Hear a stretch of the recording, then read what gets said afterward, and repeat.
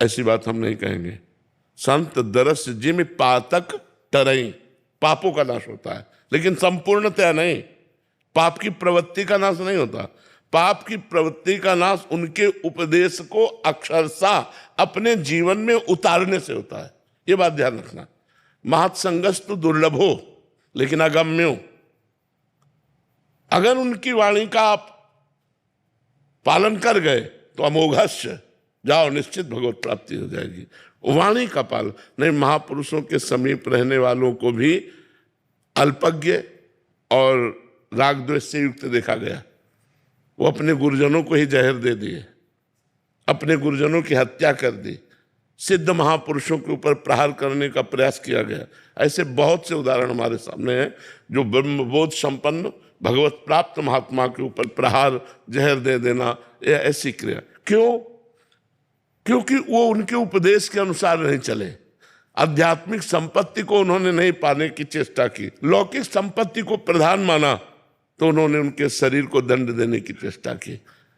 जिन महापुरुषों के प्रति ऐसा सोच लेना भी सर्वनाश का कारण बनता है, वहां उन्होंने ऐसे ऐसे कार्य किए। हम एक जगह की बात बता रहे हैं, जब हम गंगा किनारे भ्रमण करते थे, स्वामी परमानंद उनका नाम था, और वो बड़े सिद्ध महापुरुष थे। कभी कभी वो दिगंबर भी ऐसे निकल पड़ते थे, ब्रह्मबोध संपन्न महापुरुष थे। तो एक मास्टर थे, उन्होंने देखा कि संपत्ति है, तो शिष्य जन और भी थे, पर उन्होंने संन्यास लिया और धीरे धीरे प्रथम चेष्टा पर पहुंचे उनकी शरीर सेवा पर।